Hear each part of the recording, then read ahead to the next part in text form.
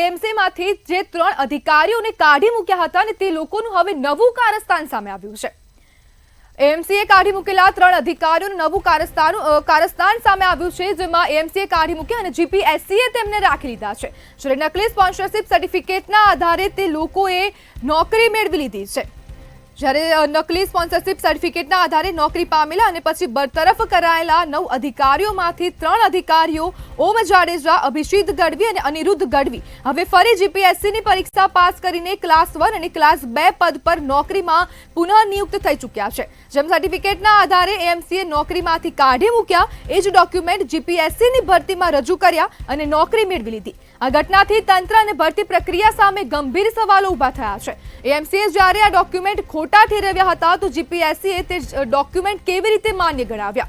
AMC દ્વારા 2024માં નોકરીમાંથી કાઢી મુકાયેલા અધિકારીઓના ડોક્યુમેન્ટ વિના જીપીએસસીમાં પસંદગી કેવી રીતે થઈ? અને સૌથી મોટો સવાલ એ થઈ રહ્યો છે કે શું હવે દરેક ઉમેદવાર જેવો હકદારથી સ્પર્ધાત્મક પરીક્ષામાં બેસે છે તેઓ પણ આવા શોર્ટકટ લેનારાઓ સામે હારી જશે? આ ત્રણેય અધિકારીઓ આજે સુરત સહિતના શહેરોના ફાયર વિભાગમાં ફરજ બજાવી રહ્યા છે।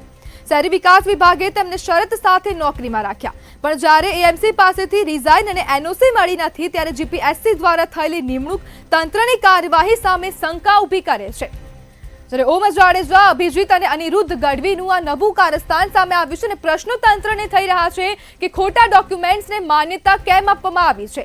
જ્યારે એએમસીએ ખોટા ડોક્યુમેન્ટ ગણાવ્યા છે તો પછી જીપીએસસી દ્વારા તે ડોક્યુમેન્ટ છે તેને માન્યતા કેમ આપવામાં આવી? ત્યારે શહેરી વિકાસ વિભાગે તેમને શરત સાથે નોકરી પણ આપી દીધી છે। જ્યારે હકદાર ઉમેદવારો સાથે અન્યાય કેમ થઈ રહ્યો છે? ત્યારે પ્રશ્નો સીધા તંત્રને થઈ રહ્યા છે કે ક્યાં સુધી હવે જે હકદાર ઉમેદવારો છે તેમની સાથે અન્યાય થતો રહેશે અને ક્યારે તેમને ન્યાય મળશે? જો ડોક્યુમેન્ટ વેરિફિકેશન પ્રક્રિયા નિષ્ફળ કેમ છે? જ્યારે ડિઝાઇન વગર અને એનઓસી વગર જે ત્રણેય અધિકારીઓ છે તેમને નોકરી કેવી રીતે મળી ગઈ? જ્યારે નિયમો ભંગ કરનાર સામે કાર્યવાહી કેમ નથી થઈ?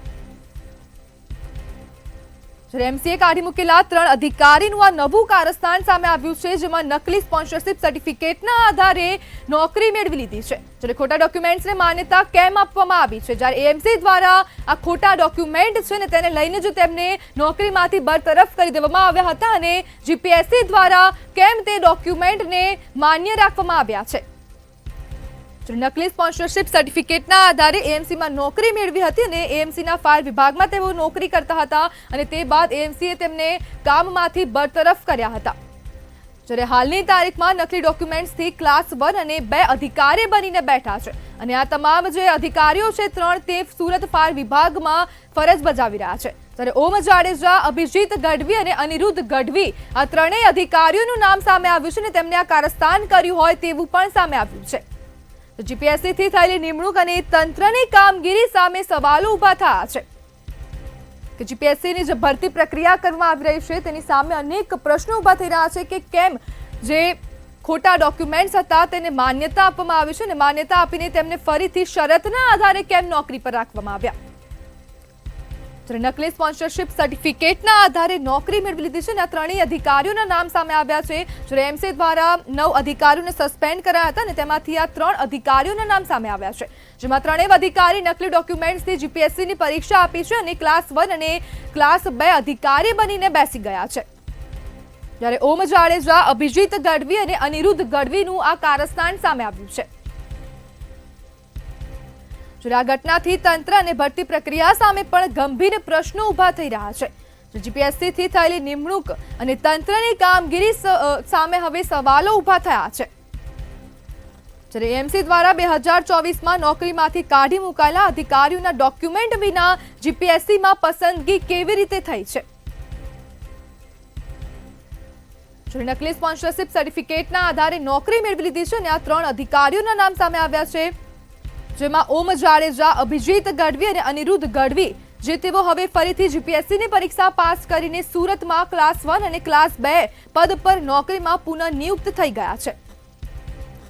જ્યારે એએમસીએ જો નોકરીમાંથી કાઢી મૂક્યા હતા તો પછી એ જ નકલી ડોક્યુમેન્ટના આધારે જીપીએસસીની ભરતીમાં રજૂ પણ કર્યા હતા અને તેમાં જ તેમને નોકરી કેમ આપવામાં આવી?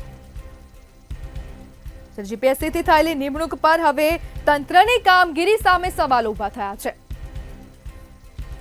ત્યારે હવે જોવાનું રહેશે કે તંત્રની કાર્યવાહી સામે હવે શું કરવામાં આવશે। જે ત્રણેય અધિકારીઓ છે તેમની સામે હવે તંત્ર શું પગલાં લેશે અને આ જે ત્રણેય અધિકારીઓ છે ક્લાસ 1 અને ક્લાસ 2 ના અધિકારીઓ તેમની સામે હવે શું કાર્યવાહી કરાશે।